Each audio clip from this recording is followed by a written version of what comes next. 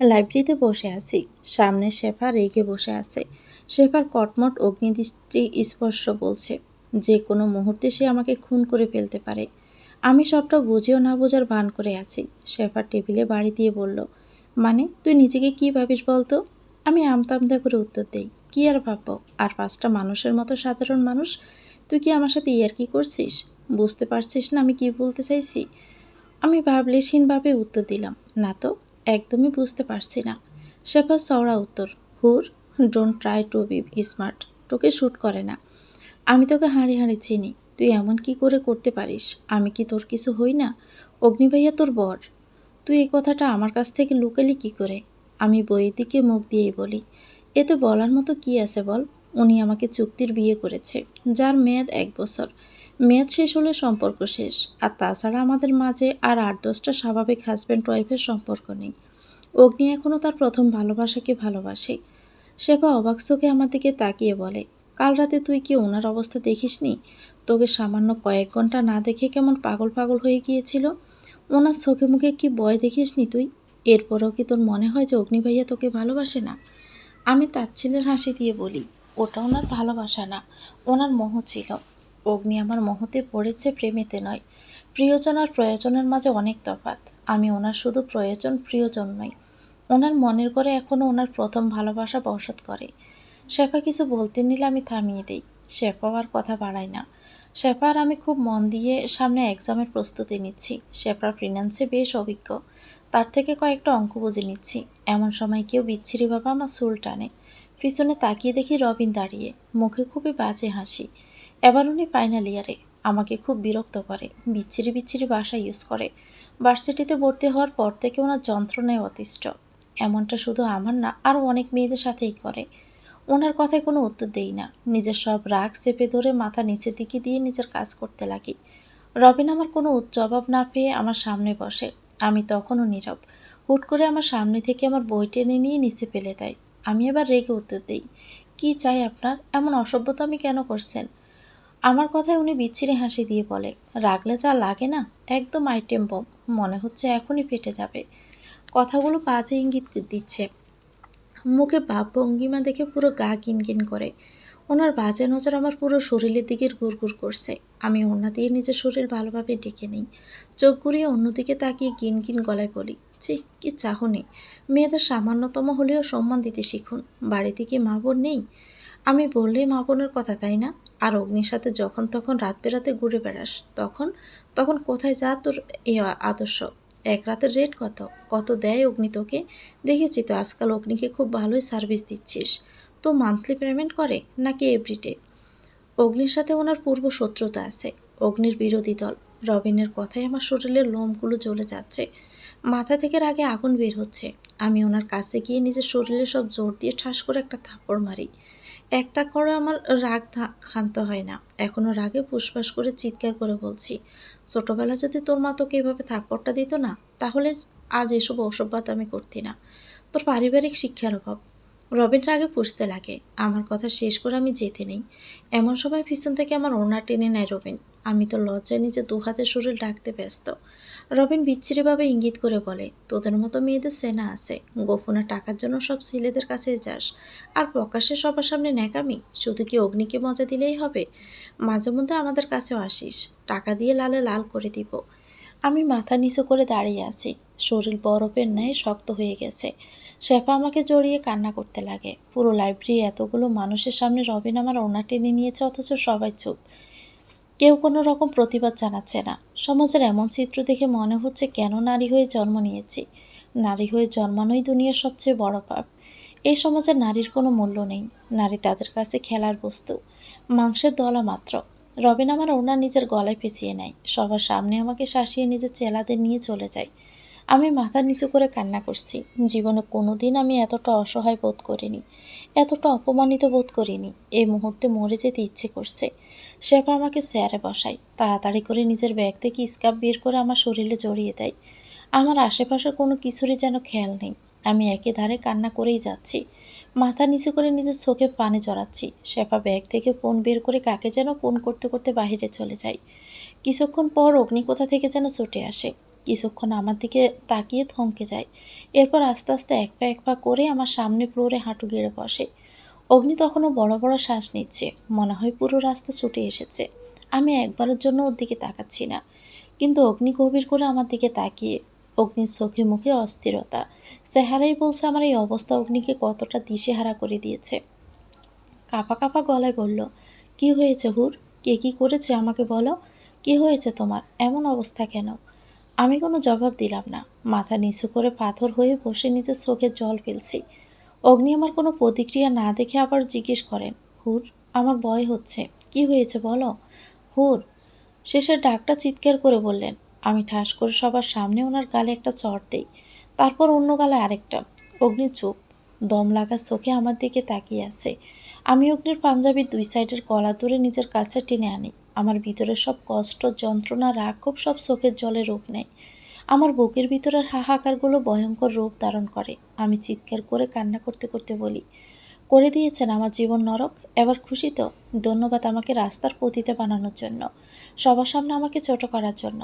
আমার মান সম্মান, আত্মমর্যাদা সব কিছু ধুলোয় মুছিয়ে দিয়েছেন। আমার বেঁচে থাকার সব কারণ শেষ করে দিয়েছেন। সবার কাছে আমি আপনার রেস্টি রক্ষিতা, তাই তো আমার এক রাতের রেট জিজ্ঞেস করছে। সবার সামনে আমার গায়ের ওড়না টেনে নিয়ে গেছে। আপনি আমাকে শেষ করে দিয়েছেন অগ্নি, আমাকে জীবন্ত লাশ করে দিয়েছেন।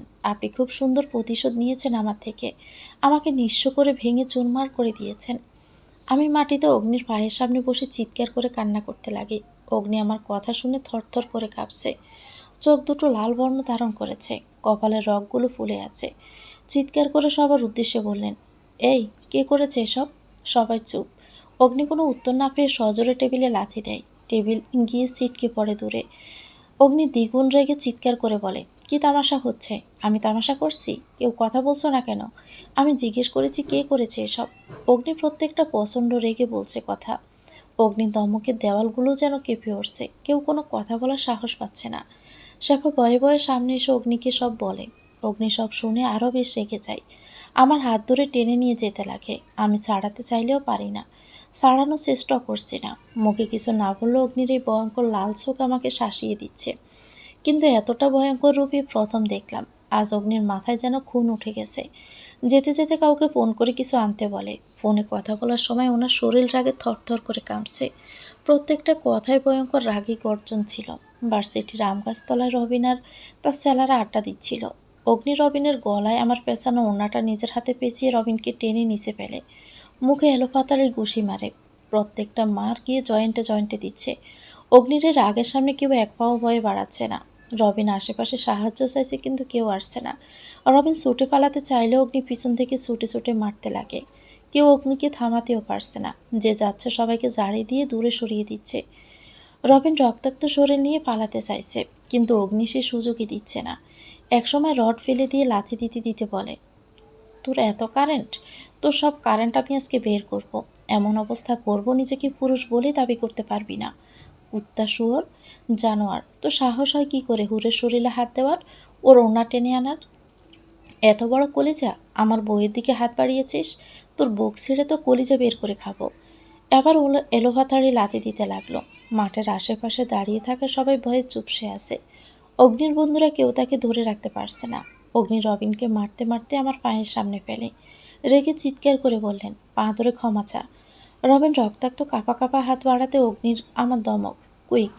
রবিন আমার পা ছুঁতে অগ্নি আবার রবিনকে টেনে তুলে আমার দিকে তাকিয়ে বললেন, থাপ্পড় দাও। আমি চুপ করে দাঁড়িয়ে আছি। অগ্নি জাজালো কণ্ঠে বলল, আমি বলেছি থাপ্পড় দিতে। আমি সজোরে রবিনকে কয়েকটা থাপ্পড় দিলাম। অগ্নি রবিনকে ছেড়ে দেয়। রবিন মাটিতে লুটিয়ে পড়ে। অগ্নি আমার হাত নিজের কাছে নিয়ে দাঁড়িয়ে চিৎকার করে সবার উদ্দেশ্যে বলে, হুর আতেফ খান অগ্নির স্ত্রী। ওর দিকে কেউ বাজে নজরে তাকালে চোখ উঠিয়ে ফেলবো। এমন অবস্থা করব লাশও কেউ চিনতে পারবে না। রবিনের হাতে পাড়া দিয়ে বলল, বাস্টার্ড, এরপর হুরের দিকে চোখ তুলে তাকালে এমন অবস্থা করব যে তোর বাড়ির লোক তোকে দাফন করার জন্য খুঁজেও পাবে না। ভার্সিটির সবাই এখনও দম মেরে দাঁড়িয়ে আছে। আমার শরীরে ভালো করে স্কার্ফ জড়িয়ে নিজের সাথে করে নিয়ে চলে যায়। আমি অগ্নির দিকে অপলক চোখে তাকিয়ে আছি। আজকের এই মারামারির ঘটনা পুরো ভার্সিটিতে ছড়িয়ে গেছে। এখন পুরো ভার্সিটি জানে হামিয়াহুর আতেফ খান অগ্নির স্ত্রী। আমার মনে শুধু একটা প্রশ্ন জাগছে, অগ্নি এমনটা কেন করলো? কেন অগ্নির নামের সাথে আমার নামটা জড়িয়ে নিল? বাসায় এসে সারাদিন নিজেকে ঘরবন্দি করে রাখি, খাওয়া দাওয়া ঘুম সব ত্যাগ করেছি। বারবার রবিনের সেই নোংরা কথাগুলো মাথায় গুড়গুড় করছে। চোখ বন্ধ করতে ওড়না টেনে নেওয়া দৃশ্য চোখের সামনে ভেসে উঠছে। লজ্জা অপমান ও বোধ গলা চেপে ধরছে, যা শ্বাস নেওয়া দুষ্কর হয়ে যাচ্ছে। এতগুলো মানুষের সামনে এভাবে জালিল হওয়ার অপমান আমাকে কুরে কুরে খাচ্ছে। ভিতর থেকে বারবার বলছে, হুট তুই অপবিত্র। রবিনের নোংরা দৃষ্টি স্পর্শ তোকে অপবিত্র করে দিয়েছে। এসব মনে করতে বুক ছেড়ে হু হু করে কান্না চলে আসে। এখন সন্ধ্যা পেরিয়ে রাত, আমার কোনো হুঁশ জ্ঞান নেই। অগ্নি আমাকে বাসায় রুম পর্যন্ত পৌঁছেছে, কপালে চুমু দিয়ে বেরিয়ে পড়ে। এখনও ফিরে আসেনি। পুরো সময় রেগে আগুন ছিল। রাত পর্যন্ত কয়েকবার আপু আর মা এসেছিলেন, ডেকে গেছে, কিন্তু আমি কোনো প্রকার উত্তর দেইনি। আজ কোনো কিছুই আমার ভালো লাগছে না, সব কিছুই যেন বিষাক্ত লাগছে। কেউ রুমের দরজা খোলে, গুটগুটে অন্ধকার রুমে আলোর লম্বা দাগ পড়ে। আমি রুমের এক কোণায় হাত পা গুছিয়ে কান্না করছি। কেউ একজন আমার সামনে এসে বসে, আমার দিকে হাত বাড়াতে আমি ছিটকে দূরে সরে যাই, কিন্তু সামনের মানুষটা আমাকে জোর করে নিজের বুকে টেনে নেয়। এই বুক আমার অচেনা নয়, খুবই পরিচিত। হ্যাঁ, আমি অগ্নির বুকে আছি। অগ্নি নিজের বুকে শক্ত করে জড়িয়ে ধরে, মাথায় হাত বুলাতে বুলাতে বললেন, একদম কান্না করবে না। এভাবে কান্না করছো কেন? কিছু হয়নি, আমি আছি তো। আমি বুকে মাথা ঠেকিয়ে কান্না করতে করতে উত্তর দেই, আমি অপবিত্র হয়ে গেছি অগ্নি। রবিনের স্পর্শ আমাকে অপবিত্র করে দিয়েছে। হুম, একদমই না হুর। কারো অপবিত্র স্পর্শ আমার হুরকে অপবিত্র করতেই পারবে না। আমি বাবলিসীন চোখে অগ্নির দিকে তাকিয়ে বলি, আমি তো অপবিত্রই অগ্নি। সবার সামনে আমার ওড়না টেনে খুলেছে, আমাকে অপমান করেছে, আমাকে পতিতা বলেছে। এর চেয়ে অপমানের আর কি হতে পারে? এর চেয়ে তো আমার মৃত্যুই ভালো ছিল। আর যা যা হয়েছে সব কিছুর জন্যই আপনি দায়ী। অগ্নি বিস্ময়কর চোখে আমার দিকে তাকিয়ে বললেন, এতে আমার কি দোষ? আমি কি করেছি বলো? সব তো আপনারই দোষ, আপনি সবই করেছেন। আজ আমার সাথে যা কিছু হয়েছে সব কিছুর জন্য আপনি দায়ী।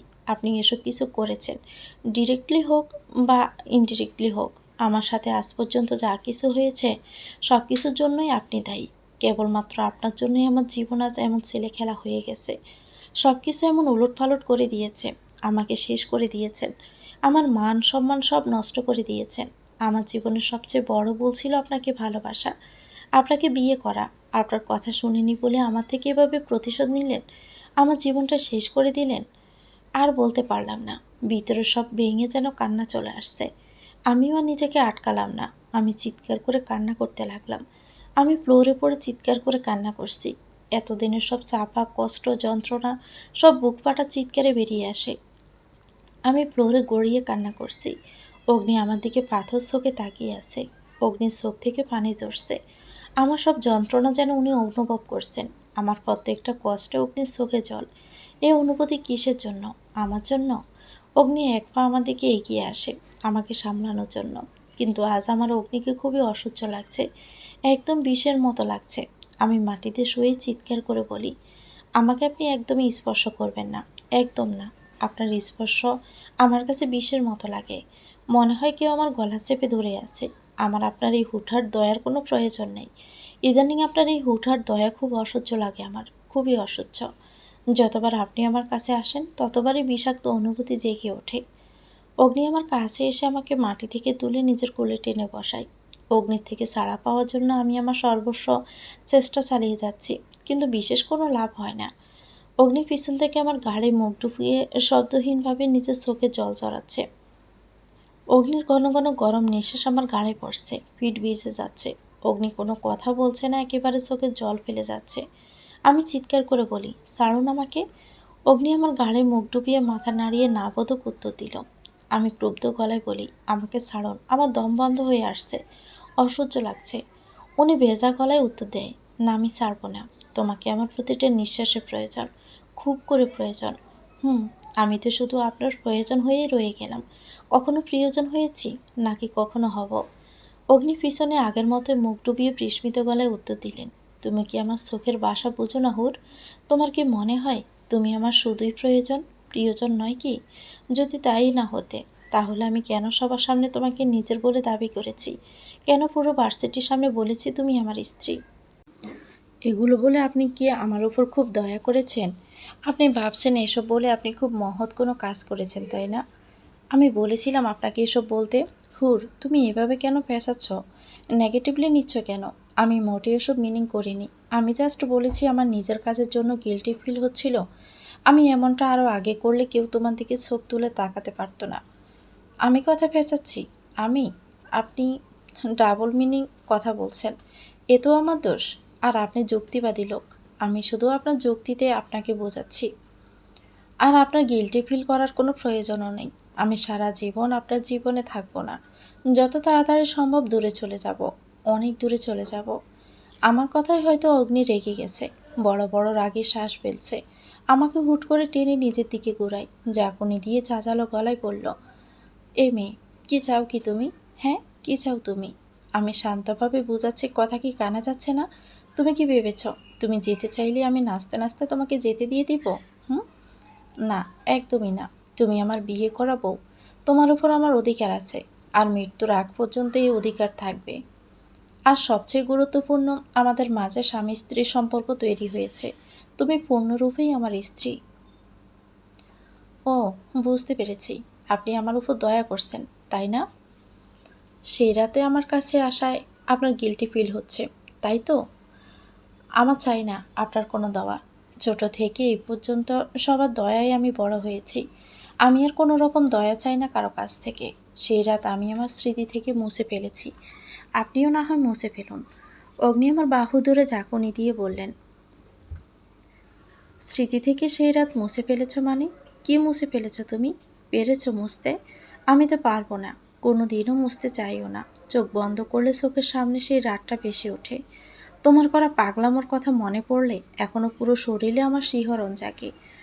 তোমার সেই এলোমেলো চুল, মাতাল চাহনির কথা আমার মনে পড়লে এখনো বুকটা ধুকপুক করে। তোমার সেই উষ্ণ নিঃশ্বাস আমি এখনো অনুভব করি। সেই অনুভূতির কথা মনে করে এখনো গায়ে কাঁটা দিয়ে ওঠে। আর বলছো সেই রাত তুমি ভুলে যেতে? আমি তো বলতে চাই না। সেই রাত আমার জীবনের সবচেয়ে মধুর রাত, যা সারা জীবনের জন্য মনে দাগ কেটে গেছে। তুমি পারবে কি সে রাত ভুলে থাকতে? আমি অগ্নির কথায় কোনো জবাব দিলাম না। চুপ করে থাকলাম। কি জবাব দিব? সেই রাতটা আমি কোনো দিনও বলতে পারবো না। সেই রাত আমার জীবনের শ্রেষ্ঠ রাত। যতই অগ্নির সাথে রেগে বলি আমি সেই রাত ভুলে গেছি, কিন্তু সত্যি তো এটাই যে আমি পারবো না বলতে। অগ্নির সেই স্পর্শ, সেই আদরের চোখের চাহনি, ভয়ঙ্কর আদর। অগ্নির প্রত্যেকটা স্পর্শ আমার আত্মার সাথে মিশে গেছে। আমি চাইলেও কোনোদিন তা ভুলে যেতে পারবো না। অগ্নির কোনো প্রশ্নের আমার কাছে কোনো উত্তর নেই। আর কিছুক্ষণ ওনার সাথে থাকলে আমি আবার অগ্নির প্রতি দুর্বল হয়ে পড়ব। কোনো সাড়া শব্দ না করে আমি সামনের দিকে পা বাড়াই। দু কদম পা বাড়াতেই পিছন থেকে অগ্নি আমার হাত টেনে ধরে। আমি পিছন দিকে ফিরে দেখে অগ্নি হাঁটু গেড়ে মাথা নিচু করে বসে আছে। আমার গম্ভীর কণ্ঠেই বললাম, অগ্নি আমার হাতটা ছাড়ুন। আমার ভীষণ অসহ্য লাগছে। অগ্নি মাথা নিচু করে শীতল গলায় বললেন, লাভ ইউ সুন্দরী, আই লাভ ইউ। ওনার কথাটা কানের মাঝে সজোরে যেন বাড়ি খায়। কানের পর্দা এখনো থমথম করে বাজছে। অগ্নি কি ভুল বলছে, নাকি আমি ভুল শুনেছি?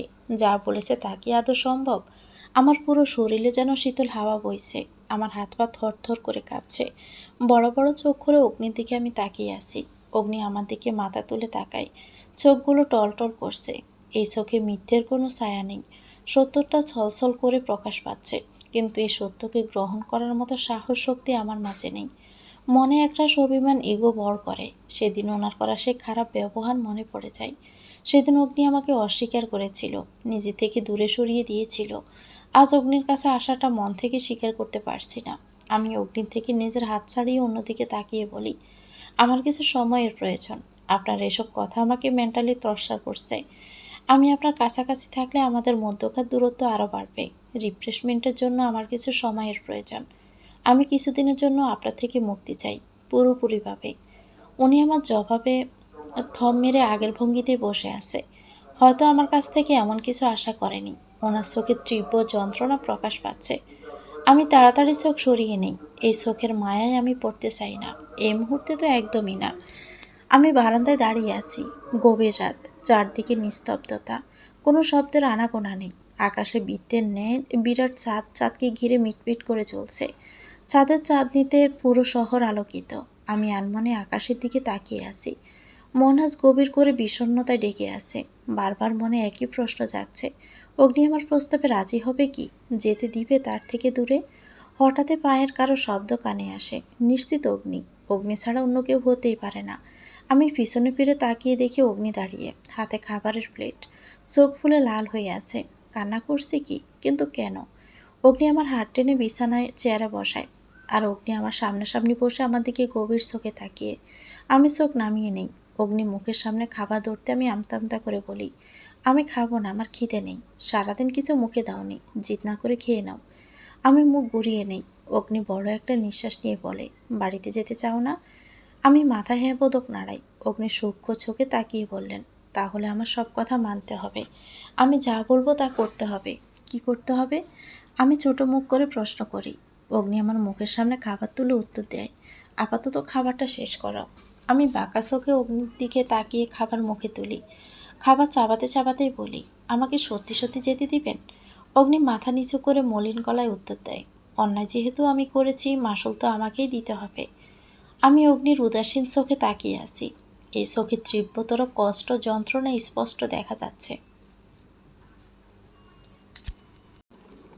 চাঁদের চাঁদনি বড় কাছের দেওয়াল ভেদ করে পুরো ঘর আলোকিত করছে। আমি বিছানায় গুটিসুটি মেরে শুয়ে আছি। চোখে ঘুমের সিটে ফোটাও নেই। চোখ জোড়া খিচে বন্ধ করে রেখেছি। সোজাসুজিভাবে বললে ঘুমের ভান করে আছি। অগ্নি আমার পাশেই বসে। মূলত অগ্নি পাশে বলেই এমনটা করা। আমি চোখ বন্ধ রেখে বলতে পারছি অগ্নি আমার দিকে গভীর চোখে তাকিয়ে আছে। নাগে সিগারেটের তীব্র গন্ধ আসছে। আমি পিট চোখে তাকিয়ে দেখি অগ্নি পাশের চেয়ারে বসে আছে। পাঁচজোড়া সেন্টার টেবিলের উপরে ওঠানো, হাতে সিগারেটটা জল করে জ্বলছে। চোখ দুটো ভয়ঙ্কর লাল হয়ে আছে, আর দৃষ্টিটাও আমার দিকে। সবটা বুঝতে আমার খুব একটা কষ্ট হলো না, কারণ চাঁদের উজ্জ্বল আলো আমাদের দুজনকেই ঘিরে আছে। অগ্নির মাতাল চাহনিটা আমার চোখ এড়ায় না। এই চোখে কী আছে? রাগ, নেশা, নাকি প্রেম, নাকি তীক্ষ্ণ কোনো চাওয়া? আমি সেদিকে আর তাকালাম না। আমার চোখ জোড়া খিচে বন্ধ করে নেই। গায়ের কম্বলটা শক্ত করে আঁকড়ে ধরি। বেশ কিছুক্ষণ কেটে যায়। আচমকাই টের পায় অগ্নি আমার দিকে এগিয়ে আসছে। ভয়ে আমি বালিশের কোণা খামচে ধরি। কপালটাও সামান্য কুঁচকে যায়। আচ্ছা, অগ্নি আমার দিকে এগিয়ে আসছে কেন? আমাকে মারবে নাকি? যদি অগ্নি সজ্ঞানেও কখনো এমনটা করবে না, কিন্তু এখন তো নেশার চোখে আছে। যদি এমন কিছু করে দেয়, এমনিতে আমার উপর যা রেগে আছে। মনে ভয় খসখস করছে। মনে মনে নিজের মনকে বুঝ দিয়ে শান্ত করার চেষ্টা করছি। হঠাৎই অগ্নির বরফ শীতল হাত আমার গালে স্পর্শে পাই। আমার দুগালে অগ্নি দুহাত বৃদ্ধাঙ্গুল দিয়ে আঁকিবুকি করছে। প্রত্যেকটা স্পর্শ খুবই আদরের। হঠাৎই অগ্নি কপালে খুব আলতো করে চুমু খেলেন। আমি কেঁপে উঠি। আমার পুরো শরীর যেন কাঁটা দিয়ে উঠছে। এই কনকনে শীতের মাঝেও গাল গরম হয়ে গেছে। কান থেকে যেন ধোঁয়া বের হচ্ছে। ওনার স্পর্শগুলো এমন কেন? অগ্নি আমার গাড়ে চুলের মাঝেই নিজের মুখ ডুবায়। আমি তখনও চোখ মুখ খিসে বন্ধ করে আছি। ওনার শরীর থেকে তীব্র মদের গন্ধ আসছে। মদের গন্ধে আমার খুব অসহ্য লাগছে। আমি কোনো রকম নিজেকে কন্ট্রোল করে রাখছি। আমার কাঁপা কাঁপা হাত পা নিয়ে কোনো রকম চোখ বন্ধ করে আছি। অগ্নি আমার কানের লতিতে নিজের ঠোঁট ছুঁয়ে আলতো স্বরে বলল, আমি জানি তুমি এখনও জেগে আছো সুন্দরী। নিজেকে এভাবে কষ্ট না দিয়ে চোখটা খোলো। আমি ওনার কথার সাথে সাথে চোখ খুলে চোখে অগ্নির দিকে তাকাই। অগ্নি তখনও আমার গাড়ে মুখ ডুবিয়ে আছে। আমি সিলিংয়ের দিকে তাকিয়ে আমতা আমতা করে বলি, আমার কাছে কেন এসেছেন? অগ্নির মাতাল স্বর, অনেকক্ষণ তো চেষ্টা করলাম তোমার থেকে নিজেকে দূরে রাখার, কিন্তু পারলাম আর কই? তুমি তো নিজে কাছে টেনে নিয়ে আসলে। আমি কি করে কাছে টেনে আনলাম? আমি কি আপনাকে ডেকেছি, না আপনার হাত ধরে টেনে এনেছি? উনি হালকা শব্দ করে হেসে উত্তরে বললেন, ডাকার জন্য কি শুধু এই দুটো উপায় আছে? আর কি অন্য কোনো উপায় নেই? আমি তো হ্যাবলার মতো অগ্নির কথায় থম মেরে বসে আছি। অগ্নি আমার গাঁট থেকে মুখ তুলে আমার দিকে ঝুঁকে ভারী গলায় উত্তর দিল, ডাকার জন্য আরও কত উপায় আছে। এই যে তুমি এলোমেলো চুলে বাঁকিয়ে আমার সামনে এমন আবেদনময়ী ভঙ্গিতে শুয়ে আছো। মুখের ওপর চাঁদের নূর পড়েছে। তোমার চাঁদের কণা মুখটাই এক মোহনীয় মায়ায় ভরে আছে। তা কি আমাকে আকৃষ্ট করার জন্য যথেষ্ট নয়? আমার বুকে আগুন জ্বালানো কন্ট্রোললেস করার জন্য কি যথেষ্ট নয়? আমি অগ্নির থেকে চোখ সরিয়ে নেই। অন্যদিকে তাকিয়ে বলি, আপনি এখন সজ্ঞানে নেই, নেশার ঘরে আছেন। অগ্নি আমার মুখ টেনে নিজের দিকে সরিয়ে অস্থির কণ্ঠে বললেন, একদম ঠিকই বলেছ। আমি সত্যি নিজের মধ্যে নেই। আমি নেশায় পড়েছি, কিন্তু তা মদের না। আমি তোমার নেশায় পড়েছি। আমার বুকে জ্বর উঠেছে, ভয়ঙ্কর জ্বর। এই জ্বর শুধু তুমিই থামাতে পারো। আমি অগ্নির দিকে ভীতু দৃষ্টিতে তাকাই। কি বলতে চাইছি কি অগ্নি? অগ্নি হয়তো আমার দ্বিধাদ্বন্দ্ব বুঝতে পেরেছে। এক টুকরো হেসে বলল, ভয় নেই সুন্দরী, আমি এমন কিছু চাইব না যা আমাদের দূরত্বের কারণ হবে, কিন্তু যা চাইব তা আমাকে দিতেই হবে। তুমি দিতে বাধ্য। আমার আজ রাতের জন্য তোমাকে চাই। অগ্নির কথায় আমি বড় বড় চোখ করে তাকাই। অগ্নি বললেন, এই না না, তুমি যা ভাবছো তা কিন্তু নয়। আমি আজ সারা রাত তোমাকে নিজের বুকের মাঝে আগলে রাখতে চাই, মন জড়িয়ে তোমাকে দেখতে চাই। কাল বাড়ি যাবে, জানেন না আবার কবে তুমি ফিরবে, তবে আবার এতটা কাছে থেকে তোমাকে দেখব কবে। তাই আজ সারা রাত তোমাকে দেখে পার করে দিতে চাই। আমি অগ্নির চোখে মুহূর্তে পাগলামো দেখছি। এই অগ্নি যেন অন্য একটা অগ্নি, এক অগোছালো অস্থির অগ্নি, যার চোখে তীব্র চাওয়া আকাঙ্ক্ষা। আমি অগ্নির চোখের মায়া এড়াতে পারি না। অগ্নিকে কিছুটা জায়গা খালি করে দিয়ে পাশেই শুয়ে পড়ি। অগ্নিও দেরি না করে লাফ দিয়ে বিছানায় ওঠে, আমাকে টেনে বুকে নিয়ে নেয়। অগ্নির মুখে এই মুহূর্তে বিশ্বজয়ের যেন হাসি। সকালে ঘুম ভাঙতে আমি অগ্নিকে পাশে দেখতে পাই না, নিচেও নেই। আপু আজ বাড়িতে যাচ্ছে। প্রেগনেন্সিতে মন একদম বাচ্চাদের মতো হয়ে যায়, মায়ের কাছে থাকতে ভালো লাগে। তাই আপু কিছুদিনের জন্য বাড়িতে যাচ্ছে। আমিও তো যোগ বুঝে কোপ মারি, আপুর সাথে বাড়িতে যাওয়ার কথা বলি। মাও নিষেধ করেন না। আর অগ্নিও সকাল থেকে লাপাত্তা। আমি সকালের নাস্তা শেষে রুমে এসে প্যাকিং করছি। এমন সময় অগ্নির আগমন ঘটে। কয়েক সেকেন্ড আমার দিকে আর প্যাকিং করা ব্যাগের দিকে রাগী দৃষ্টিতে তাকিয়ে থাকে। পাশে থাকা ফুলদানিটা মাটিতে আছাড় মেরে ওয়াশরুমে চলে যায়। আমি তো অগ্নির কাণ্ডে হা করব কি তাকিয়ে আছি। এমন হুটহাট রেগে যাওয়ার কারণ আমার মাথায় খেলছে না। আমি তো কাল রাতেই বলেছিলাম আমি আজ বাড়িতে যাব, তাহলে এমন রিয়েক্টের কারণ কি? আর রেগে গেলে কি ঘরের জিনিসপত্র ভাঙা লাগবে? এই লোকের এই একটা জিনিস আমার প্রচণ্ড বিরক্ত লাগে। রেগে গেলে হয়তো নিজের ক্ষতি করবে, না হয় ঘরের জিনিস ভাঙচুর করবে। আমি ওনার যাওয়ার দিকে তাকিয়ে দীর্ঘ একটা নিঃশ্বাস ছাড়ি। আমি যখন রেডি হচ্ছিলাম অগ্নি পুরোটা সময় আমার দিকে তাকিয়েছিলেন, কোনো সাড়া শব্দ করেনি। চোখ দুটো রক্ত লাল ছিল, আমার সাথে টু শব্দ পর্যন্ত করেনি। ভাইয়া অগ্নিকে আমাদের মামা বাড়িতে পৌঁছিয়ে দেওয়ার কথা বলল। অগ্নি রেগে উত্তর দেয়, উনি আমাদেরকে দিয়ে আসতে পারবে না, ওনার নাকি সময় নেই। বলে রাগে পুষতে পুষতে উপরে চলে যায়। ওনার ব্যবহারে আপু আর ভাইয়া তো বেশ অবাক। ভাইয়া আমাদের বাড়িতে পৌঁছে দিয়ে আসে, বাড়িতে সবার সাথে দেখা করি। মামা মামি আমাদের দেখে খুবই খুশি হয়ে যায়। সবাই একসাথে দুপুরে লাঞ্চ করছি। লাঞ্চ শেষে দুপুরের পর বিছানায় গা এলিয়ে দিই। এতদিন পর নিজের বিছানায় শুয়ে বেশ শান্তিই লাগছে, কেমন যেন মুক্ত মুক্ত লাগছে। কিছুক্ষণের মাঝে ঘুমের দেশে তলিয়ে দেয়। মাগরিবের আজানে ঘুম ভাঙে। নামাজ পড়ে কফির মগটা হাতে নিতে ফোনটা বেজে ওঠে। ফোনের সাথে সাথে মনের ঘন্টিটাও বেজে ওঠে। অগ্নি ফোন করেছে কি? উৎসাহ নিয়ে তাড়াতাড়ি ফোনটা হাতে নিই। ফোনের দিকে তাকিয়ে দেখি শেফার নাম বাড়ছে। আমার মনটা ছোট হয়ে যায়। শেফার সাথে কথা বলে জানতে পারি রবিনকে ভার্সিটি থেকে টিসি দেওয়া হয়েছে, আর অগ্নিকে 1 সপ্তাহের জন্য সাসপেন্ড। খোলা চোখে অগ্নি যদিও কোনো দোষ করেনি, কিন্তু মারামারি আর ভার্সিটির রুলস ব্রেক করার কারণে এমনটা করেছেন। যদি অগ্নিকে কিছু না বলা হয় তাহলে অন্যান্য স্টুডেন্টরাও খারাপ নজরে নেবে। আর তাছাড়া অগ্নি ভার্সিটির রাজনীতিতে জড়িত। যদি এমনটা না করে তাহলে সবাই ভাববে ক্ষমতার জোরে এসব করেছে। পরবর্তীতে ভার্সিটিতে বাজে পরিবেশ সৃষ্টি করবেন। অগ্নি নিজে থেকে মাথা পেতে পানিশমেন্ট নিয়েছেন। সেদিন অগ্নি আর ফোন দেয় না। সারা রাত কেটে যায়, তার কোনো খোঁজ খবর নেয় না আমার। আজ 2 দিন হয়ে গেছে, অগ্নির কোনো খোঁজ নেইনি। এই 2 দিনের রাগ অভিমান আরও যেন আমার মাথায় ছেড়ে বসেছে। এই তার ভালোবাসা? এই 2 দিনে না ফোন করেছে, না কোনো খোঁজ নিয়েছে। অসভ্য লোক একটা। কাছে থাকলে যত ভালোবাসা, কেয়ার, হ্যান ত্যান। এই 2 দিনে মা কম করে হলেও শতবার ফোন করেছে। আর শেফা তো সারাদিনই ফোনের উপর ফোন করছে। কি করছি, খেয়েছে নাকি, এটা ওটা জিজ্ঞেস করছে, যেন আমরা প্রেমিক বা স্বামী। শেফার এমন হুটহাট টাকা খরচ করে ফোন দেওয়া আর সারাদিন কথা বলা, আমাকে কথাটা বেশ ভাবাচ্ছে। মেয়েটার কি হলো হঠাৎ করে? মেয়েটার জেন্ডার টেন্ডার চেঞ্জ করছে নাকি? যা তা ভেবে যাচ্ছি। I hate my mind. কাল আইসক্রিম খেয়ে গলা বসে গিয়েছিল। মামা মামি আপু কত খেয়াল রেখেছে। শেফার মা তো কিছুক্ষণ পর পরে ফোন দিয়ে আমার খবর নিচ্ছে। সবাই আমার কত খেয়াল রাখে। আর উনি, যারা আমার থাকা না থাকায় কোনো কিছুই যায় আসে না। মনে একরাশ অভিমান বুকে জমাট বাঁধে। সকাল 10টার দিকে শেফা ফোন দেয়। বিকেলে বের হতে চাইছে। বাড়ি থেকে বিয়ে ঠিক করেছে। আজ বিকেলে ছেলের সাথে দেখা করবে। আমি প্রথমে না করে দেই, কিন্তু পরে শেফার রিকোয়েস্টে আর না করতে পারিনি। যাওয়ার জন্য রাজি হয়ে যাই।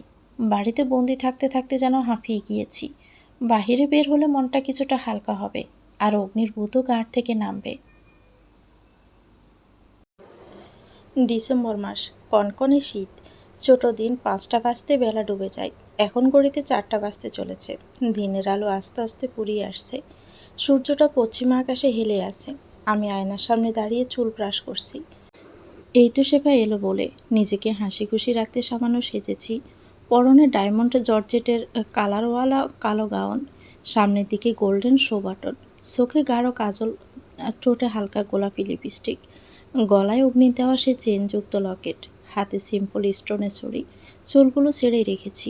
এমনই সবসময় সেবার আগমন ঘটে। সময়ে আমাকে জড়িয়ে ধরে বলে, হাই মেরি চান, পুরো আগুন লাগছে, আজ তো উনি দেখিয়ে হার্ট অ্যাটাক করবে। সেবার কথায় আমি ব্রু কুঁচকে বলি, এই উনিটা কে? সেবা আমতা আমতা করে বললেন, কে আবার? আমার হবু বর। তুই যেভাবে সাজগোজ করেছিস, তোর দিকেই তাকিয়ে থাকবে, আমাকে আর দেখবি কোথায় বল? হয়েছে তোর আজগুবি সব কথাবার্তা, এবার বের হই। হ্যাঁ হ্যাঁ, চল চল, এমনিতেই অনেক লেট হয়ে গেছে। দুজন রেস্টুরেন্টের উদ্দেশ্যে রওনা হলাম। কিছুক্ষণের মাঝে বড় একটা রেস্টুরেন্টের সামনে অটো থামে। ভাড়া মিটিয়ে দুজনেই ভিতরে যাওয়ার জন্য পা বাড়ালাম। কাছের বাড়ি দরজা খুলতে চোখ কপালে। অনেক বড় রেস্টুরেন্ট। ওয়েটার আমাদের উপরে বসতে বললেন। আগে থেকেই নাকি আমাদের জন্য উপরে রুফটপে টেবিল বুক করে রেখেছেন। চিকন কাঠের সিঁড়ি বেয়ে উপরে উঠি। পরিবেশ দেখে চোখ যেন মুগ্ধতায় জড়িয়ে যায়। অসম্ভব সুন্দর করে সাজানো। উপরে সিলিং কাচের, আর সেই কাচের উপরে লতাপাতা বেয়ে উঠেছে। মাঝে মাঝে ফুল, অসম্ভব সুন্দর লাইটিং, চারদিকে বাহারি রকমের গাছ, ফুলে ফুলে ভরা, মাঝে ছোট এক ঝর্ণা। মনে হচ্ছে বাহিরের দেশে কোনো রেস্টুরেন্টে বসে আছি। খুব ইউনিকভাবে সাজিয়েছে। এখানে খুব একটা মানুষজন নেই, দু একটা টেবিল রয়েছে। আমিও শেফা বুক করা টেবিলে বসে পড়ি। ভিআইপিভাবেই সাজানো। খেয়াল করে দেখি ঠিক একইভাবে আরেকটা টেবিল সাজানো, কিন্তু কিছুটা পরিবর্তন। ওই টেবিলে ক্যান্ডেল আর কালো গোলাপের একটা বুফে রাখা। কালো গোলাপ সহজে পাওয়া যায় না, খুব এক্সপেন্সিভ হয়। কালো গোলাপ দেখে অরণ্যের স্মৃতি মনে পড়ে। একবার ফোনে অরণ্যকে বলেছিলাম আমার কালো গোলাপ দেখার খুবই শখ। সেদিন অরণ্য বলেছিল যেদিন আমার সাথে প্রথম ডেট করবে সেদিন আমার জন্য কালো গোলাপের বুফে নিয়ে আসবে। আনমনে এসব ভেবে মুখে তাচ্ছিল্যের হাসি চলে আসে। মানুষ কতটা চলনাময় হয়। আমার জীবনের সবচেয়ে বড় আঘাত অরণ্য থেকে পাওয়া। অরণ্যের জন্য আজও আমার সব স্বপ্ন সব বিষের মতো মনে হয়। নিজের প্রতি রাগ হয়। সামনের টেবিলটা নিশ্চয়ই কেউ তার ভালোবাসার মানুষের জন্য এতটা সুন্দর করে সাজিয়েছে। অগ্নি না ফোন করছে, না কোনো মেসেজ দিয়েছে। প্রচণ্ড রাগ হচ্ছে আমার। এমন কেন উনি? এখন নিজের উপর আরও বেশি রাগ হচ্ছে। ওনার থেকে কেন এতটা আশা করছি? আমি নিজেই তো অগ্নি থেকে দূরে থাকতে চেয়েছি, মুক্তি চেয়েছি, কিন্তু এখন কেন আমার এত কষ্ট হচ্ছে? কেন অগ্নির জন্য প্রত্যেকটা সেকেন্ডে কষ্ট পাচ্ছি? যখন অগ্নির সাথে ছিলাম তখন তার কাছে আসা আমাকে কষ্ট দিয়েছে, আর এখন অগ্নি থেকে দূরে আসি, ও দূরে থাকাটাও আমাকে কষ্ট দিচ্ছে। না মেনে নিতে পারছি, না নিজে থেকে দূরে সরিয়ে দিতে পারছি। এ কেমন দোটানায় পড়লাম। এসব ভাবতে ভাবতে ফোনটা টেবিলে আছাড় দিয়ে রাখি। সজোরে ফোন রাখার শেফা কিছুটা কেঁপে ওঠে। আমার দিকে তাকিয়ে প্রশ্ন করে, কি হয়েছে? এমন রেগে আছিস কেন তুই? কিছু না, এমনি ভালো লাগছে না। তোর হবু বর কত দূর? শেফা সিঁড়ির দিকে তাকিয়ে উৎসাহী স্বরে বললেন, ওই যে এসে গেছে। আমি সিঁড়ির দিকে তাকিয়ে বড়সড় বিষম খাই। তানভীর ভাই? শেফার হবু বর তানভীর ভাই? অগ্নির সবচেয়ে কাছের বন্ধু। কেন বোন, দুনিয়ায় কি আর ছেলের অভাব ছিল? বেছে বেছে ওনাকে বিয়ে করার জন্য পেলি? তোদের কি আগে থেকে সম্পর্ক ছিল, নাকি বাড়ি থেকে বিয়েটা হচ্ছে? আমি শেফার দিকে বিস্ময়কর চোখে তাকিয়ে আছি। শেফার হয়তো আমার চাহনিতে আমার মনের কথা বুঝতে পেরেছে। আমার দিকে দাঁত বের করে ভীতু হাসি দেয়। আমি চোখ ঘুরিয়ে সামনের দিকে তাকাতে আসমান থেকে পড়ি। তানভীর ভাইয়ের পিছনে অগ্নি পুরো হিরোদের মতো এন্ট্রি নিয়েছে। আমাদের দিকেই আসছে। মুহূর্তে চোখে মুখে খুশির জোয়ার ওঠে। মনে সমুদ্রের বিষর ঢেউ খেলতে লাগে। আমি মুখ ভার করে রাখলাম। মনতে তো অভিমানে ভার হয়ে যায়। 2 দিন আমার কোনো খোঁজ খবর নেয়নি, একটা ফোন পর্যন্ত করেনি। আমি কেন ওনার দিকে তাকাবো? না, ওনার দিকে তাকাবো না, না কোনো কথা বলবো। আমি অপরিচিতদের মতোই থাকবো। উনি ওনার বন্ধুর সাথে এসেছে, আর আমি আমার বান্ধবীর সাথে। আমি ওনাকে চিনি না। অগ্নি ঠিক আমার সামনাসামনি বসেছে, খুবই স্টাইল নিয়ে। আর চোখে ওনার দিকে আমি তাকাই। পরনে কালো জ্যাকেট, ভিতরে কালো টি শার্ট, হাতে ঘড়ি, চুলগুলো জেল দিয়ে ব্রাশ করা। ওনাকে কালোতে যা লাগছে না, একদম চকলেট বয়। চোখে লেগে থাকার মতো সুন্দর লাগছে। দুদিন ধরে বউ বাড়ি থেকে চলে এসেছে, কোথায় দেবদাস হয়ে থাকবে তা না, উনি এই 2 দিন আরও হিরো হয়েছে। বদ লোক একটা। আমি নিজের চোখকে কন্ট্রোল করে অন্যদিকে তাকাই। এই লোকের দিকে বেশিক্ষণ তাকিয়ে থাকলে ঘরে চলে যাই। আমি চোখ ফিরিয়ে সামনের দিকে তাকাই। তানভীর ভাই আমার দিকে তাকিয়ে মুচকি হেসে বলে, কেমন আছেন ভাবিজি? জি ভাইয়া ভালো, আপনি কেমন আছেন? জি ভাবি ভালো আছি। খুব অপেক্ষা করাইনি তো? না না ভাইয়া, আমরা তো এইমাত্র এসেছি। আমি এবার আর্টসকে অগ্নির দিকে তাকাই। অগ্নি চেয়ারে হেলান দিয়ে আরামে বসে আছে, ঠোঁটে মিষ্টি হাসি মাখানো, চোখ দুটো আমার দিকে নেশাগ্রস্তভাবে তাকিয়ে। উফ, আমার বুকে যেন তীরের মতো লাগছে। আমি ডোক গিলে চোখ ঘুরিয়ে ফেলি। তানভীর ভাইয়ার দিকে তাকিয়ে জিজ্ঞেস করি, তো ভাইয়া কিভাবে আমার বান্ধবীর সাথে পরিচয়? তানভীর ভাইয়া অবাক চোখে তাকিয়ে বললেন, কী ভাবি, আপনার বান্ধবী আপনাকে কিছুই জানায়নি? আমরা তো রিলেশনে ছিলাম, তারপর বাড়িতে বিয়ের কথা জানাই, আর সবাই মেনেও নেয়। আমি ড্যাব ড্যাব চোখে একবার তানভীর ভাইয়ের দিকে তাকাই, আরেকবার শেফার দিকে। এই মেয়ে এত বজ্জাত কেন? এত কিছু হলো আমাকে কিচ্ছু জানায়নি? এই তার বন্ধুত্ব? শেফা আমার রাগে দৃষ্টি দেখে আমতা আমতা করে বলে, দোস্ত রাগ করছিস কেন তুই? আমি তো সারপ্রাইজ দিতে চেয়েছিলাম তোকে। আমি দাঁতে দাঁত চেপে বলি, আনফর্চুনেটলি শখ খেয়ে বসে আছি। শেফা ভালা বলা চেহারা করে বলল, দেখ আমার কোনো দোষ নেই, কিন্তু আমি তোকে আগেই বলেছিলাম আমি এক ছেলের সাথে রিলেশনে আছি। ও যে বলেছিলাম না সাইকো, উনিই তো সেই সাইকো। ভাবলাম এত পাগলের মতো ভালোবেসে বিয়েটা করেই নিই। তানভীর ভাইয়া শেফার কথায় হাঁ করে তাকিয়ে আছে। অগ্নির টেবিলের উপর হাত রেখে ছোট ছোট চোখ করে আমার দিকে তাকিয়ে শেফাকে বলে, তোমার বান্ধবী আবার ভালোবাসা খুব একটা বুঝে না, বুঝছো? তাকে বুঝিয়ে লাভ নেই। হ্যাঁ, আপনি তো ভালোবাসায় পিএইচডি করেছেন তাই না? হ্যাঁ করেছি তো, তোমার মতো তো অবুঝ না আমি। আমাদের দুজনের ঝগড়া দেখে তানভীর ভাইয়া করুণ স্বরে অগ্নির দিকে তাকিয়ে বললেন, ভাই তোরা আমার এত সুন্দর ডেটটাকে যুদ্ধক্ষেত্র কেন বানাচ্ছিস? আমি আর অগ্নি দুজনে চুপ হয়ে যাই। আমি অন্যদিকে ফিরে তাকাই। অগ্নি আমাকে উদ্দেশ্য করে বললেন, চলো ওই টেবিলে। আমি রেগে উত্তর দিই, কেন? আমি কেন যাব? আপনি ঝগড়া করছেন, আপনি যান। অগ্নি আমার দিকে ঝুঁকে নিচু গলায় বললেন, সত্যি তোমার কমন সেন্সের না অনেক অভাব। ওরা ডেটে এসেছে, একটু তো ওদেরকে প্রাইভেসি দাও। আমি আর কোনো কথা বাড়িনি। সত্যি তো ডেটে এসেছেন, একটু তাদেরকে একা ছেড়ে দেওয়া উচিত, একান্ত কিছু মুহূর্তের জন্য। যেহেতু শেফা আগে থেকে তানভীর ভাইয়ার চেনা জানা, তাহলে শুধু আমাকে নিয়ে আসার কি দরকার ছিল? আমার মাথায় কিছুই ঢুকছে না। অগ্নির আমাকে ওনার সাথে যেতে বলে আমি ওনাকে ফলো করি। উনি পাশে সে সাজানো টেবিলটায় ওয়েটারকে এসে ক্যান্ডেলগুলো জ্বালিয়ে দেয়। আমি চাপা স্বরে অগ্নিকে বলি, অন্য কারো বুক করা টেবিলে বসেছেন কেন? দেখছেন না ডেকোরেশন করা? হয়তো কাউকে সারপ্রাইজ দিবে। উঠুন, অন্য টেবিলে চলুন। আমি উঠে যেতে নেই। অগ্নি তার আগে আমার হাত টেনে বসিয়ে দেয়। আমি ছোট ছোট চোখ করে তাকিয়ে আছি। অগ্নি আমার দিকে মুগ্ধ নয়নে তাকিয়ে বললেন, উঠতে হবে না, আমি এই টেবিল বুক করেছি। কার জন্য? পাত্রী খুঁজছেন? নিশ্চয় পাত্রী খুঁজছেন। আমি চলে এসেছি 2 দিন হলো না, এরই মাঝে পাত্রী খোঁজাও শুরু করে দিয়েছেন। বাহ, এই আপনার ভালোবাসা! আপনি আমি আর কিছু বলতেই পারলাম না। তার আগে ওনার ধমক পড়ে। আমি চুপ হয়ে যাই। উনি রেগেই বললেন, এত বাজে বকবক কেন করো তুমি? আমার পুরো কথা না শুনে নিজের আকাশ কুসুম কাহিনী সব বানিয়ে ফেলেছ না? আমি কি একবারও বলেছি আমি এসব অন্য কারোর জন্য করেছি? কেন তোমার মাথায় কি নিজের নাম আসে না? মাথা মোটা মেয়ে একটা, মুডটাই নষ্ট করার জন্য তুমি একদম গ্রেট। আমি তো হা হয়ে আছি। এসব কিছু আমার জন্য? আমার মুহূর্তে মনটা যেন খুশিতে ভরে ওঠে। আমি খুশি হয়ে উল্লাসিত স্বরে বলে উঠি, এসব আমার জন্য? তো আমার কি আর 4-5টা বউ আছে নাকি যে তাদের জন্য এসব করব? কথা সোজা সোজা উত্তর দিতে পারেন না, শুধু কেবল রাগ করে।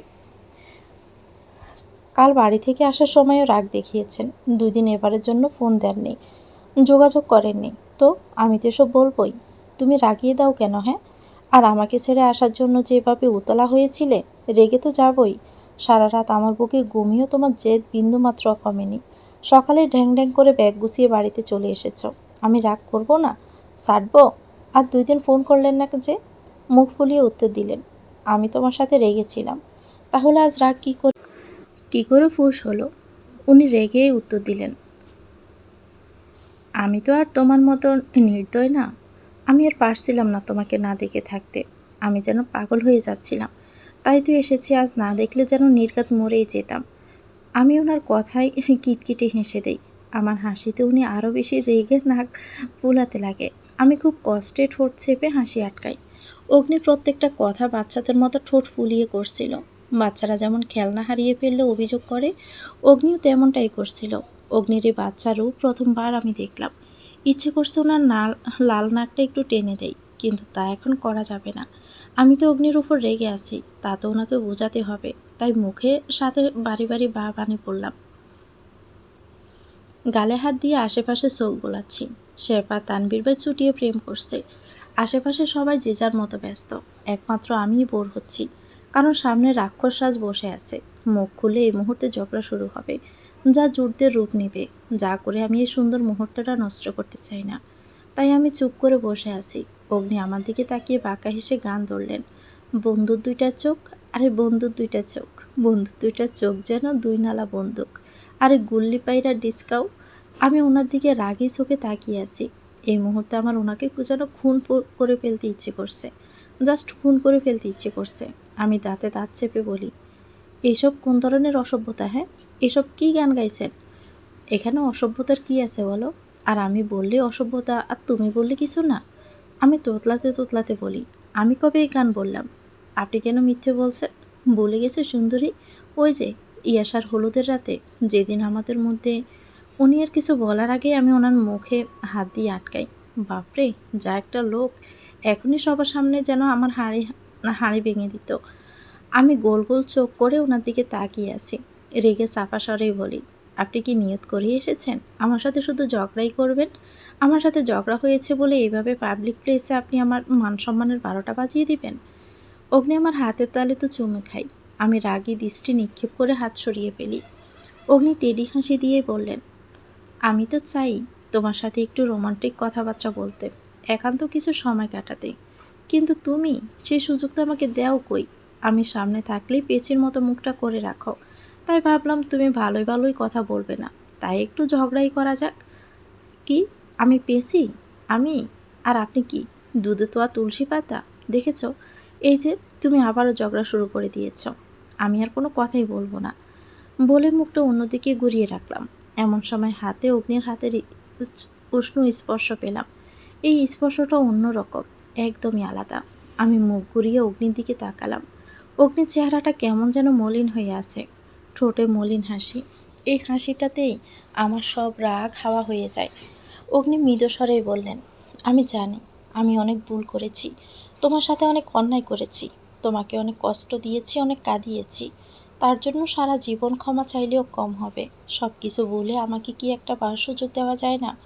সারা জীবন তোমাকে আগলে রাখবো, এতটা ভালোবাসবো যে দুনিয়ার সব সুখ তোমার পায়ের কাছে এনে দিব। আমি চোখ নামিয়ে বলি, আমার কিছু সময়ের প্রয়োজন, টেক ইউর টাইম। আমি তোমার উপর কোনো চাপ দিচ্ছি না, তোমার যত সময় প্রয়োজন তুমি নাও, কিন্তু সবশেষে উত্তরটা যেন আমার পক্ষেই হয়। আমি কোনোভাবেই হারাতে পারবো না তোমাকে।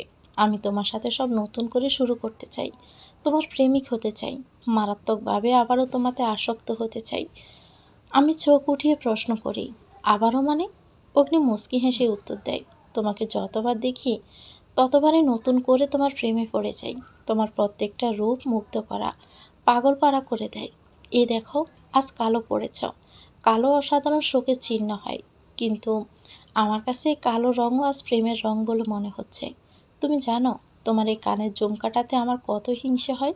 কিছুক্ষণ পর পরে তোমার সুন্দর গাটা চুইয়ে দিচ্ছে, আর আমার উতলা মন করে দিচ্ছে। এই যে তোমার খোলা চুল আমার হার্টবিট বাড়াচ্ছে, তা কি তুমি বুঝো? পাগল করে দিয়েছ সুন্দরী, একদম পাগল করে দিয়েছ। এখন নিজেকে কি করে সামাল দিব বলো? আমি অগ্নির কথায় লজ্জায় হা হয়ে আসি। অগ্নির এই দুষ্ট সাহনি আর পাগল করা হাসি আমাকে বারবার লজ্জায় ফেলে দিচ্ছে। আমি লজ্জার চোখ নামিয়ে ফেলি। কি বলবো অগ্নিকে, বলার মতো কোনো ভাষা খুঁজে পাচ্ছি না। অগ্নি আমাকে এতটা গভীর করে দেখেছে, কখন আমাকে এতটা পর্যবেক্ষণ করলো? সারাক্ষণ তো আমার সাথে ঝগড়াই করলো। এই ঝগড়ার পাকে পাকে মুক্ত চাহনিতে কি সবটা পর্যবেক্ষণ করেছে? শেফা দিন দিন মির্জাফর হয়ে যাচ্ছে। এই তো এই 2 দিন শেফা যতবার কল করেছে, অগ্নি কনফারেন্স কলে ছিল। কই একবারও তো শেফা বলল না। আজও তো বলল না, যদি আমি কথায় কথায় না বের করতাম। তাই তো বলি, শেফার হয়েছেটা কি? এত ঘন ঘন আমায় ফোন কেন দিচ্ছে? বদ মেয়ে। অগ্নিকে হেল্প করা হচ্ছিল তাই না? এখন বান্ধবী থেকে তার বরে আপন হয়ে গেল। সব ভেবেচিন্তে সিদ্ধান্ত নিয়েছি অগ্নিকে একটা সুযোগ দিব। শেষবারের মতো অগ্নিকে বিশ্বাস করব। একটা সুযোগ তো সে ডিজার্ভ করেই। অগ্নি দেওয়া কালো গোলাপের তোড়া হাতে নিয়ে দোলনায় বসে আছি। কালো গোলাপ এতটা সুন্দর হয় তা আমার জানা ছিল না। আচ্ছা, অগ্নি কী করে জানে আমার কালো গোলাপ পছন্দ? এতটা কি করে সে চিনে আমাকে? এসব ভাবতে ভাবতে ফোনটা বেজে ওঠে। ফোন হাতে নিয়ে দেখি অগ্নি ফোন করেছে। রিসিভ করে কানে ধরতে অপর পাশ থেকে অগ্নির আদরের স্বর, সুন্দরী। আমি বুকে হাত দিয়ে চোখ বন্ধ করে নিই। উফ, ওনার ডাকগুলো বুকে গিয়ে যেন বিঁধে। অগ্নি আবারও বলল, কি হয়েছে? কথা বলো না কেন? আমি চোখ খুলে গলা ঝেড়ে বলি, কি হলো? এত রাতে ফোন দিলেন যে? এখন আমার বউকে আমি ফোন দিতে পারবো না? ঝগড়া করতে ফোন করেছেন? না তো, নতুন করে সবটা শুরু করতেই ফোন করেছি। কি, এই নিশিরাতে? তোমার সাথে রাত জেগে প্রেম করব। ওই যে স্কুল কলেজে ছেলেমেয়েরা যেভাবে প্রেম করে না, ঠিক সেইভাবে। বুড়ো বয়সে উড়োজাহাজ চালানোর শখ হয়েছে আপনার? কি, আমি বুড়ো হয়ে গেছি? এটা তুমি বলতে পারলে? আমি কি একবারও আপনাকে বুড়ো বলেছি? আমি জাস্ট কথার কথা বললাম। এ দেখো, কই একটু রোমান্টিক কথাবার্তা বলবো তা না, তুমি সে ঝগড়াই শুরু করে দিয়েছ। এটা কি ঠিক হলো? আমি চুপ করে রইলাম। অগ্নি বলে উঠল, আচ্ছা বলো, আজকের ডেট তোমার কেমন লেগেছে?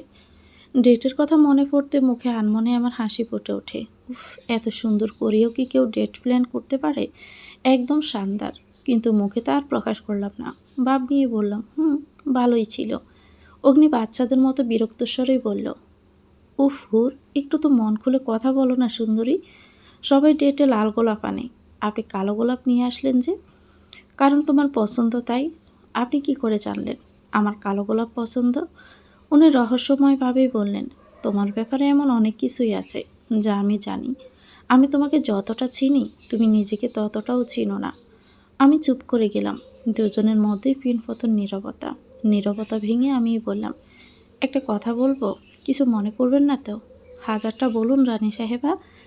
আমি চাপা হেসেই বলি, জানেন, আপনার কণ্ঠ, কথাবার্তা সব কিছু আমার এক চেনা কারোর সাথে খুব মিলে যায়। এতটা মিল যে মাঝে মাঝে মনে হয় যে আপনিই সে। তাহলে আমাকে সে ভেবেই না হয় গ্রহণ করে নাও। তা হয় না। আমি তাকে প্রচণ্ড ঘৃণা করি, প্রচণ্ড পরিমাণে। এতটা যে তার চেহারা দেখারও কোনো ইচ্ছে আমার নেই। জীবনের সবচেয়ে বড় আঘাত আমি তার কাছ থেকেই পেয়েছি। আমি শুধু তাকে ঘৃণাই করি। হুর, প্রত্যেকটা জিনিসের দুইটা কিন্তু ফিট থাকে। এক ফিট দেখে কোনো কিছু বিবেচনা করা কিন্তু ঠিক না। আসল সত্যিটা জানার চেষ্টা করো। কাহিনী অন্যরকমও হতে পারে। আপনি কি আমার স্বামী নাকি তার লয়ার? আমি এসব ব্যাপারে কথা বলতে চাইও না। আশা করি আপনিও আর এই ব্যাপারে কোনো কথা বাড়াবেন না। অগ্নি আর এই ব্যাপারে কোনো কথা বাড়ায় না। সারা রাত এটা ওটা বলে সারা রাত ফোন আলাপে কাটিয়ে দেয়। ভোরের দিকে ঘুমানোর জন্য বিছানার দিকে পা বাড়াই।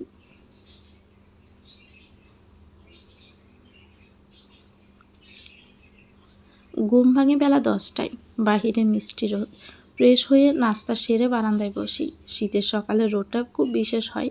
কুয়াশার পরে রোদের উষ্ণ স্পর্শ ছুঁয়ে দেয়। মিষ্টি রোদে চোখের পাতা যেমন নিদ্রা নিদ্রা ভর করছে। আমি কোনো রকমের চোখ টানা দিয়ে আসি। ইদানিং রাত জেগে জেগে ঘুমের টাইম টেবিল সব উলট পালট হয়ে গেছে। এখন রাত জেগে কথা বলাটা রুটিন হয়ে গেছে। কেমন যেন অন্য অনুভূতি কাজ করছে। কিছুটা লজ্জার, অনেকটা ভালো লাগা। যেন আমি টিনেজার হয়ে গেছি। টিনেজারদের মতো নতুন নতুন প্রেমে পড়ার অনুভূতি, কৌতূহল, আবেগ সব কিছু মিলিয়ে দিন শেষে খুব ভালোই কাটছিল। আমি আবার অগ্নির প্রতি আকৃষ্ট হয়ে পড়েছি। নয়া নয়া প্রেমের মিষ্টি অনুভূতি বেশ সুন্দর। ঠিক কেউ বলেছে, দূরত্ব সম্পর্কের গুরুত্ব বোঝায়। নতুন করে সব শুরু করতে আমাদের মাঝের এই দূরত্বটা দরকার ছিল। অগ্নি যেন দিন দিন বয়স কমে যাচ্ছে। ওনার হুটহাট পাগলামোগুলো আমাকে আশ্চর্যের শেষ শিখরে পৌঁছিয়ে দেয়। হুটহাট গিফট পাঠায়, আর রাত দিন নেই হুট করে বাড়ির সামনে চলে আসে। এই তো কাল রাতেরই কথা। অগ্নি হুট করে রাত 3টের দিকে বাড়ির সামনে এসে হাজির। এত রাতে কেন এসেছে তা জিজ্ঞেস করতে উত্তর দেয়, তার নাকি বাড়িতে মন বসছিল না। তার নাকি এই মুহূর্তে আমাকে খুব করে দেখতে ইচ্ছে করছিল। দিন দিন এমন পাগল হয়ে যাচ্ছে। পাগল না হলে কি এই কনকনে শীতে বাড়ির সামনে এসে এভাবে দাঁড়িয়ে থাকে? কত করে বললাম ভিতরে আসতে, কিন্তু না, সে আমার কোনো কথাই কানে নিল না। উনি নাকি প্রতিজ্ঞা করেছেন আমার মারাত্মক প্রেমিক হবে। বাড়িতে আসলে তো তার প্রেমের সম্পর্ক থাকবে না, স্বামী স্ত্রীর সম্পর্ক হয়ে যাবে। অগ্নি এ যুগের প্রেমিক হতে চায় না, সে 90 দশকের প্রেমিক হতে চায়। যে প্রেমিকা সারাক্ষণ তার প্রেমিকাকে দেখার জন্য চটপট করবে, শর্তহীনভাবে ভালোবাসবে। আমি ওনার উত্তরে শুধু হেসেছি। বিয়ের পরের প্রেমটা সত্যি খুবই সুন্দর হয়। এখানে নির্দ্বিধায় ছুটিয়ে প্রেম করা যায়। না থাকে কোনো হারানোর ভয়, আর না থাকে কোনো অনিশ্চয়তা। অনের এসব পাগলামি দেখে আমি ভাবি, সত্যি কি আমি ওনার এমন পাগলাম ও ভালোবাসার যোগ্য? আমি কি এতটাই বিশেষ কিছু? অগ্নির এই পাগলামোগুলোতে আমার মন গলতে শুরু করেছে। হঠাৎই কারো কথার আওয়াজ আমার ভাবনা জগৎ থেকে টোকা পড়ে। পিছনে গাড় ঘুরিয়ে দেখি উৎস ভাইয়া আর নিশীথ একগাল হেসে দাঁড়িয়ে আছে। আমি মুচকি হেসে তাদের কাছে এগিয়ে যাই। দুজনকে খুব সুন্দর মানিয়েছে। Newly married couple. নিশীথ লাল শাড়ি পরেছে, নাকে নসপিন, গায়ে হালকা গহনা। এই তো গত শুক্রবার বিয়ে হয়েছে, বড় করে আয়োজন করেনি। উচ্চ ভাইয়া কড়াকড়িভাবে নিষেধ করেছেন। তাছাড়া নিশীথ এসব লোক দেখানো আয়োজন পছন্দ করে না। সে বরাবরই সাদাসিধে পছন্দ। তারপরও মামা বলেছিলেন চিটংয়ে বিয়েতে যেতে, কিন্তু মা মানা করেছে। এই তো কিছুদিন আগেই চিটং থেকে এসেছে সবাই। এখন আবার যাওয়াটা ঝামেলা, প্ল্যানিংয়েরও একটা ব্যাপার আছে। আমি মুচকি হেসে জিজ্ঞেস করি, কেমন আছেন আপনারা? উৎস ভাইয়া মুচকি হেসে উত্তর দেয়, আলহামদুলিল্লাহ, আমরা ভালো আছি। তুমি কেমন আছো? জি ভাইয়া, আলহামদুলিল্লাহ। আমি কনফিউজড। উৎস ভাইয়া মুচকি হেসে বলে, তা কেন শুনি? এই যে কি বলে ডাকবো আপনাদের? এখন তো সম্পর্ক দুই দিক থেকে তো কি হয়েছে?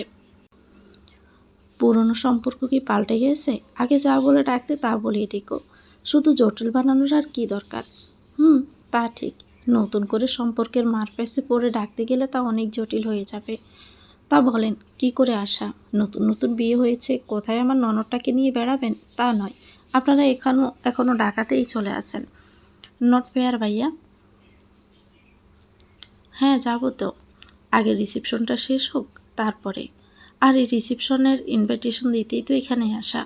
ফুপির কাছ থেকে শুনলাম তুমি নাকি এ বাড়িতেই আসো, তাই ভাবলাম দুজন একসাথে এসেই তোমাকে ইনভাইট করে যাই। আফটার অল আমাদের স্পেশাল গেস্ট। আমি মুচকি হাসি দেই। ভাইয়া আবারও বললেন, আগামী শনিবার রিসেপশন। অগ্নি আন্টি সবাই আসবে, তোমাকেও কিন্তু আসতে হবে। জি ভাইয়া, অবশ্যই আসব। আমি যাই, ফুফো ফুফির সাথে দেখা করে আসি। আচ্ছা, তোমরা কথা বলো। উৎস ভাইয়া চলে যাই। আমি নিষেধের থুতনিতে হাত রেখে ওকে বলি, তোকে খুব মিষ্টি লাগছে। নিষেধ লাজুক হেসে বলল, ধন্যবাদ ভাবি। দোয়া করি সবসময় এমন হাসি খুশিতে থাকো। দুজন মিলে আড্ডা দিচ্ছি।